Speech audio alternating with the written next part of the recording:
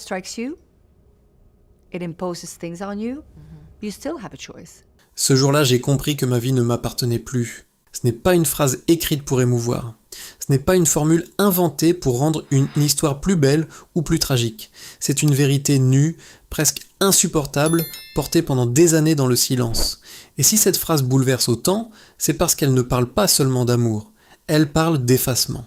Elle parle de ce moment où l'on découvre trop tard qu'en aimant quelqu'un de toutes ses forces, on a fini par se perdre soi-même. Pendant des décennies, le monde entier a regardé Céline Dion comme on regarde une légende. Sur scène, elle semblait plus grande que la douleur, plus forte que le doute, presque au-dessus des blessures ordinaires. Sa voix remplissait les salles, dominait le silence, imposait l'émotion. Tout chez elle donnait l'impression de la maîtrise absolue. Elle était la puissance, l'élégance, la discipline, la lumière, une femme que rien ne pouvait atteindre. Mais cette image éclatante cachait une autre réalité. Derrière les projecteurs, derrière les robes somptueuses, derrière les sourires maîtrisés, il y avait une femme infiniment plus fragile qu'on ne l'imaginait. Une femme traversée par une peur ancienne, profonde, presque primitive, la peur d'être abandonnée. Cette peur ne faisait pas de bruit. Elle ne se voyait pas dans les interviews. Elle ne se lisait pas dans les articles. Pourtant, elle était là, constante, souterraine, silencieuse. Et c'est elle, bien plus que la célébrité ou le succès, qui a façonné sa manière d'aimer, de s'attacher, de s'abandonner. Lorsqu'elle évoque René Angélil, quelque chose se brise encore dans sa voix, comme si le temps n'avait rien adouci, comme si chaque souvenir gardait intacte une part de la douleur. Elle l'a souvent dit avec des mots simples. Il était tout pour elle, son mari, son manager, son guide, son refuge, son souffle. Et c'est précisément là que se cache la vérité la plus troublante. Car quand une personne devient tout, elle cesse peu à peu d'être une présence dans votre vie. Elle devient votre centre, votre équilibre, votre raison de tenir debout. Et lorsque ce centre disparaît, c'est toute l'architecture intérieure qui s'effondre. En janvier 2016, dans une pièce calme, presque irréelle, ce basculement est devenu définitif. Elle lui tenait la main, comme elle l'avait fait tant de fois auparavant. Cette main qui l'avait rassurée, portée, dirigée, protégée. Puis, sans drame apparent, sans bruit, sans avertissement, la chaleur s'est retirée. Et dans cet instant minuscule, presque invisible pour le reste du monde, tout a changé. Ce n'était pas seulement la mort d'un homme aimé, ce n'était pas seulement la fin d'un mariage exceptionnel, c'était la chute brutale d'un repère devenu vital. Pour beaucoup, ce fut un deuil. Pour elle, c'était plus vaste, plus vertigineux. C'était la sensation de ne plus savoir qui elle était sans lui. Car perdre René pour Céline Dion, ce n'était pas seulement perdre celui qu'elle aimait, c'était perdre celui autour duquel elle avait organisé sa vie entière. Celui dont le regard validait ses choix. Celui dont la présence calmait ses peurs. Celui qui, d'une certaine manière, donnait une forme à son existence. Et quand cet homme s'est éteint, une question terrible a surgi. Comment continuer à vivre quand on a construit sa propre identité autour d'une seule personne? Mais cette histoire ne commence pas à l'hôpital, ni dans la douleur des derniers jours. Elle commence bien avant la célébrité, bien avant les grandes scènes, bien avant le triomphe. Elle commence dans l'enfance, dans des silences que personne n'a vraiment entendus, dans un manque discret mais profond, dans le cœur d'une petite fille qui cherchait simplement à être vue, choisie, aimée sans condition. Et pour comprendre pourquoi Céline Dion a aimé René comme on s'accroche à une bouée au milieu de la tempête, il faut revenir là où tout a commencé, dans cette enfance où s'est installé, presque sans bruit, le vide qu'elle allait passer sa vie à vouloir combler. Bien avant les ovations, les lumières et les scènes immenses, Céline Dion était une petite fille perdue dans un monde trop plein pour laisser de la place aux fragilités discrètes. Elle grandit à Charlemagne, au Québec, dans une maison où 14 enfants se partageaient tout. L'espace, le bruit, les regards, l'attention et parfois même le droit d'exister un peu plus fort que les autres. Dans une telle famille, l'amour est réel, bien sûr, mais il circule autrement. Il ne s'arrête pas longtemps sur une seule personne. Il ne peut pas. Il doit nourrir tout le monde à la fois. Et c'est là que quelque chose commence à se former en elle. Pas une blessure spectaculaire, pas un drame que l'on raconte des années plus tard avec des mots précis. Non, quelque chose de plus insidieux. Une sensation diffuse, celle de devoir mériter sa place, celle de ne pas pouvoir demander trop, celle de comprendre très tôt que, pour être remarqué, il fallait offrir quelque chose de plus que sa simple présence. Céline n'était pas l'enfant qui imposait sa voix, elle n'était pas celle qui prenait la pièce, elle observait, elle écoutait, elle absorbait les choses en silence. Et chez les enfants qui ressentent tout sans savoir le dire, le silence devient souvent une seconde peau. À la maison, personne ne voulait lui faire de mal. Mais la tendresse, dans les foyers où l'on lutte pour tenir debout, n'a pas toujours le temps de s'exprimer comme un enfant en aurait besoin. On nourrit, on organise, on console quand il le faut, puis on repart aussitôt vers les urgences du quotidien. Alors certaines peines restent sans témoin, certaines questions restent sans réponse, et certains manques s'installent sans que personne ne les voie. À l'école, ce vide grandit encore. La future diva n'était pas admirée, elle était différente, trop mince, trop timide, trop en retrait. Il y a des enfances qui apprennent la confiance, d'autres apprennent la honte. Chez elle, les moqueries ont laissé une empreinte bien plus profonde qu'on ne l'imagine. À force d'être regardée comme celle qui n'est pas assez, l'enfant finit parfois par transformer les jugements des autres en vérité intérieure. Pas assez belle, pas assez forte, pas assez importante pour qu'on s'arrête vraiment sur elle. Et quand cette conviction prend racine tôt, elle vous suit longtemps, parfois toute une vie. Alors, elle a trouvé un refuge. Pas dans un grand rêve de gloire, pas dans l'idée brillante d'un destin exceptionnel. D'abord, elle a trouvé un refuge pour survivre. Un endroit à elle, loin du bruit, loin des regards, loin de cette impression de trop peu. Elle chantait comme d'autres écrivent en secret ou pleurent derrière une porte fermée. Sa voix n'était pas encore un instrument de conquête. Elle était une cachette, une manière de déposer la douleur sans avoir à l'expliquer. Une façon d'être enfin entendue sans avoir besoin de parler. Dans le petit univers familial, cette voix a commencé à faire son chemin. Elle chantait dans le restaurant de ses parents, devant des adultes qui parfois l'écoutaient vraiment et parfois non. Mais pour une enfant qui doutait de sa propre valeur, un seul regard levé au bon moment pouvait tout changer. Un applaudissement, même bref, pouvait ressembler à une preuve d'existence. Et sans le savoir, Céline apprenait déjà une leçon dangereuse. Pour être aimée, il fallait émouvoir. Pour être vue, il fallait donner. Pour mériter l'attention, il fallait offrir quelque chose de précieux. C'est ainsi que naissent certaines dépendances affectives. Elles ne commencent pas dans les grandes passions de l'âge adulte. Elles commencent dans l'enfance, dans ces endroits invisibles où l'on comprend trop tôt que l'amour semble toujours conditionnel. Qu'il faut être sage, talentueux, utile, exceptionnel pour ne pas être oublié.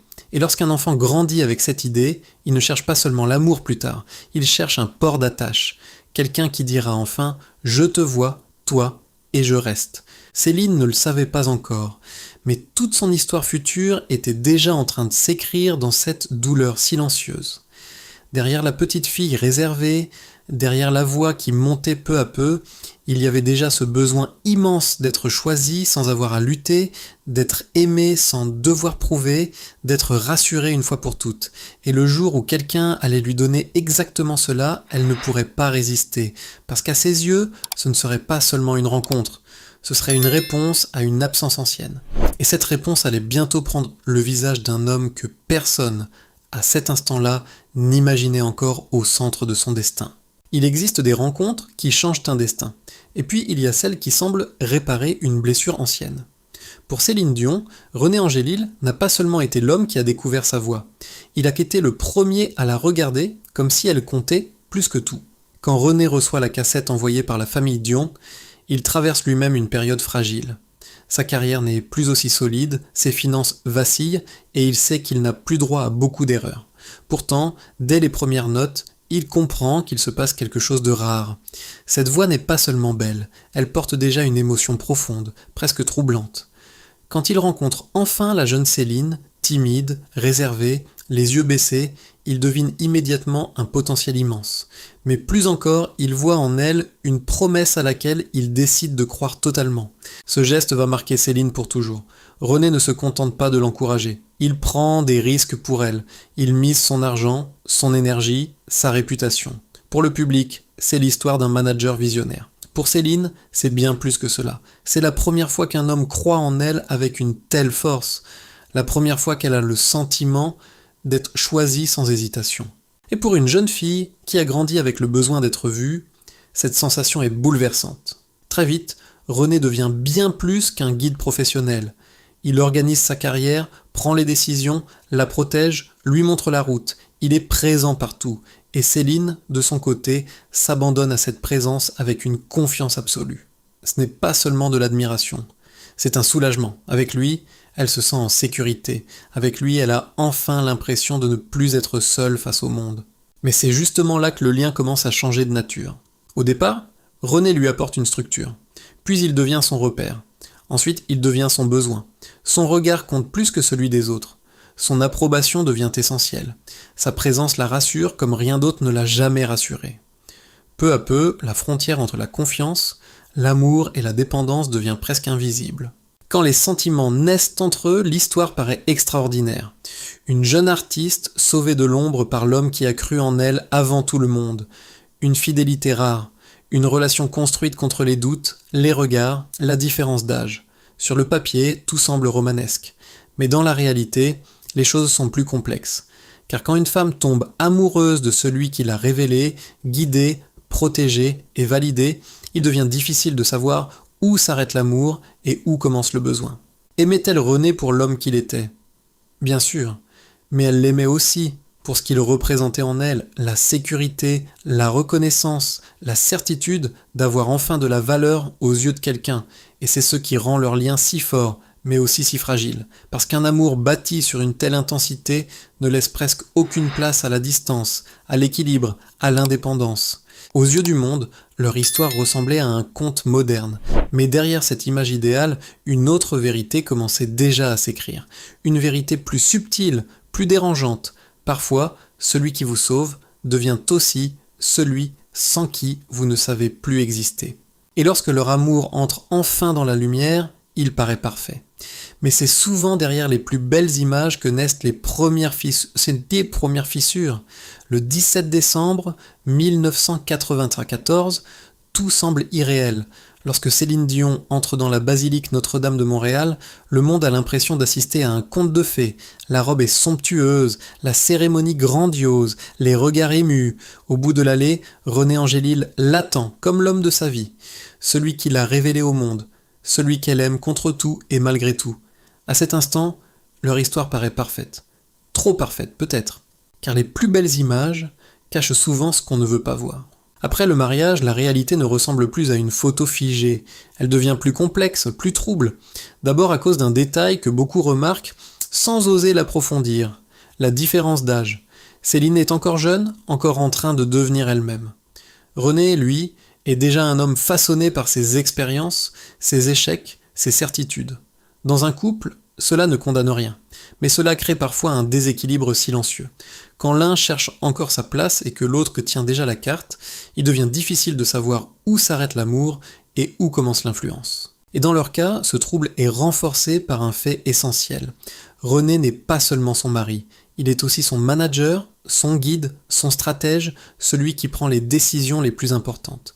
Il organise sa carrière, protège son image, contrôle le rythme, choisit la direction. Autrement dit, l'homme qu'elle aime est aussi l'homme dont dépend une grande partie de sa vie publique. Cette confusion des rôles donne à leur relation une intensité particulière, mais elle la rend aussi fragile. Car lorsque la même personne est à la fois le refuge intime et l'autorité professionnelle, la liberté devient plus difficile à préserver. Pendant longtemps, Céline ne remet rien en question. Elle fait confiance. Pour elle, René n'écrase pas. Il protège, il ne dirige pas, il veille. Elle voit dans cette présence forte une sécurité, pas une emprise. Et c'est cela qui rend leur histoire si bouleversante. Ce qui pourrait sembler déséquilibré vu de l'extérieur, elle le vit, elle, comme une preuve d'amour absolu. Mais même les liens les plus fusionnels finissent par laisser apparaître des fissures. Il y a d'abord les rumeurs, des soirées tardives, des présences féminines, des murmures qui circulent. Rien de totalement clair, rien de solidement prouvé, mais assez pour installer un doute. Or le doute est parfois plus destructeur qu'une vérité brutale. Il ronge en silence. Il oblige à choisir entre regarder en face ou continuer à croire. Puis il y a une autre faiblesse, plus discrète mais tout aussi lourde, le goût de René pour le risque, notamment le jeu. Derrière l'image de l'homme sûr de lui, il y a aussi un homme attiré par l'adrénaline, par l'incertitude, par cette sensation de tout miser en une seconde. Céline le sait. Elle voit probablement plus qu'elle ne dit, pourtant elle reste fidèle à sa place. Elle absorbe, elle pardonne, elle protège, parce qu'au fond, remettre ce lien en question reviendrait peut-être à fragiliser tout ce qui tient sa vie debout. C'est là que leur amour devient plus troublant qu'il n'y paraît. Il ne s'agit plus seulement d'un couple admiré, il s'agit d'une relation où aimer veut aussi dire supporter, taire, accepter. Peu à peu, Céline ne défend plus seulement son mari, elle défend l'univers entier qu'ils ont construit ensemble, même lorsque cet univers commence à trembler. Vue de loin, leur histoire reste magnifique. Vue de près, elle révèle autre chose. Un amour immense, mais traversé par un déséquilibre que personne ne veut vraiment nommer. Et lorsque ce type d'amour est mis à l'épreuve, il ne vacille jamais à moitié. Il s'effondre, ou il dévore tout. Et bientôt, ce ne seront plus les rumeurs, ni les tensions qui vont mettre leur lien à nu, mais une épreuve bien plus brutale, la maladie. Lorsque la maladie entre dans une histoire d'amour, elle ne frappe jamais seulement le corps. Elle s'attaque aussi aux habitudes, aux rôles, aux certitudes, à tout ce qui semblait tenir la vie en ordre. Dans le cas de Céline Dion et de René Angélil, ce choc a été encore plus brutal, parce qu'il n'a pas touché un couple ordinaire, il a frappé le centre même de l'univers de Céline. Au début, il n'y a presque rien. Une gêne, une douleur à la gorge, un malaise que l'on préfère minimiser. On se rassure comme on peut. On parle de fatigue, de stress, d'un passage difficile. Mais très vite, la vérité tombe, froide et sans pitié. Le cancer s'installe dans leur vie comme une condamnation silencieuse. Et à partir de ce moment-là, tout change. La femme que le monde admirait sur scène commence à s'effacer derrière une autre figure, celle d'une épouse entièrement tournée vers l'homme qu'elle aime. Les tournées, les apparitions, les triomphes, tout passe au second plan. Il n'y a plus de projecteurs, plus de distance, plus de spectacle. Et il n'y a plus que la douleur, les soins, l'attente et cette angoisse qui s'infiltre partout. Céline veille. Elle surveille les moindres détails. Elle observe les silences, les gestes, les respirations. Elle apprend à reconnaître la souffrance avant même qu'elle soit dite. La nuit, elle dort peu. Le jour, elle tient debout par devoir, par amour, peut-être aussi par peur de s'effondrer. Elle ne joue plus le rôle de la star. Elle devient présence, soutien, rempart. Elle porte l'autre comme on porte ce qu'on refuse de perdre. Et dans ce dévouement absolu, quelque chose de plus profond se révèle. Aimer René, pour elle, n'a jamais consisté à l'accompagner de loin. Aimer, c'était rester. Rester quand le corps se fragilise. Rester quand les mots se raréfient. Rester quand l'espoir lui-même devient incertain. Ce n'est pas un sacrifice qu'elle met en scène. C'est presque une évidence intérieure. Comme si sa propre existence n'avait de sens qu'à travers cette fidélité totale. Mais ce genre d'amour a un prix. À force de tout donner, on finit parfois par ne plus savoir ce qu'il reste de soi. Céline ne pense plus à sa carrière, à son repos, à son équilibre. Elle concentre toute son énergie sur cet homme autour duquel elle a bâti sa vie entière. Et plus René s'affaiblit, plus elle semble s'accrocher à lui avec intensité, comme si le sauver revenait aussi à se sauver elle-même. Il y a sans doute eu des moments que personne n'a vus, des nuits de peur, des larmes discrètes, des instants où elle a compris, au fond d'elle, que certains combats ne se gagnent pas. Mais devant lui, elle reste forte, elle rassure, elle sourit, elle protège encore, comme si même sa douleur devait rester silencieuse. Puis vient ce matin de janvier 2016. Un matin calme, presque irréel. Elle prend sa main, une fois de plus. Cette main qu'elle connaît par cœur, cette main qui a dirigé sa carrière, soutenu sa vie, structuré son monde. Et cette fois, quelque chose s'éteint définitivement. Dans cet instant, elle ne perd pas seulement son mari, elle perd son centre, son repère, la présence autour de laquelle tout s'organisait depuis si longtemps. Pour beaucoup, ce fut la fin d'une grande histoire d'amour. Pour elle, c'était bien plus que cela. C'était un effondrement intérieur. Car lorsque l'on a aimé quelqu'un au point de s'oublier soi-même, la perte ne laisse pas seulement un vide, elle laisse une question vertigineuse. Comment continuer à exister quand celui qui donnait un sens à votre vie n'est plus là? Et pourtant, le plus cruel restait encore à venir, car à peine plongée dans ce deuil immense, Céline allait se retrouver confrontée à une autre épreuve, plus intime encore, plus terrifiante peut-être, celle de son propre corps qui commençait lui aussi à lui échapper. Et après avoir perdu l'homme autour duquel elle avait construit sa vie, Céline Dion allait bientôt devoir affronter une autre peur, celle de se perdre elle-même, cette fois dans la maladie. Après la mort de René, beaucoup ont pensé que le plus dur était passé, mais parfois, la vie n'accorde aucun répit. À peine sortie du deuil, Céline Dion a dû affronter une autre épreuve, plus intime encore, son propre corps. Au début, ce ne sont que des signes flous, une fatigue étrange, des tensions inhabituelles, une voix moins stable, puis, peu à peu, l'inquiétude grandit. Quelque chose change, quelque chose résiste. Pour une femme dont toute l'existence a reposé sur la voix, la maîtrise et la présence, cette sensation est terrifiante. Perdre René avait déjà été un effondrement, mais sentir son corps lui échapper, c'était risquer de perdre ce qu'il lui restait d'elle-même. Le diagnostic finit par tomber, une maladie rare, brutale, qui raidit le corps et transforme les gestes les plus simples en combat. Marcher, respirer, chanter, tout devient plus difficile. Et dans cette épreuve, une absence pèse plus que jamais, celle de René. Pendant des années, il avait été son guide, son repère, son point fixe. Cette fois, elle doit avancer sans lui. C'est là que l'histoire de Céline Dion prend une autre dimension. Longtemps, on a vu en elle une légende, puis une femme brisée par le deuil. Mais aujourd'hui, ce qui apparaît, c'est autre chose. Une femme obligée de se redéfinir quand tout ce qui la soutenait a disparu. Non plus seulement l'artiste, non plus seulement l'épouse, mais un être humain face au vide. Son vrai combat est peut-être là. Pas seulement lutter contre la maladie, mais apprendre à exister sans dépendre d'un regard extérieur. Retrouver une identité qui ne soit ni celle d'une voix parfaite, ni celle d'un amour absolu, mais celle d'une femme blessée, fragile, et pourtant encore debout. Et c'est peut-être pour cela que son histoire touche autant. Parce qu'au fond, elle parle de nous tous. Jusqu'où peut-on aimer sans se perdre? Et quand la vie nous arrache ce qui nous tenait debout, peut-on encore se reconstruire? Si cette histoire vous a touché, dites-moi en commentaire ce que vous en pensez. Et si vous aimez ces récits profonds sur les grandes figures que l'on croyait connaître, pensez à aimer la vidéo, à la partager et à vous abonner.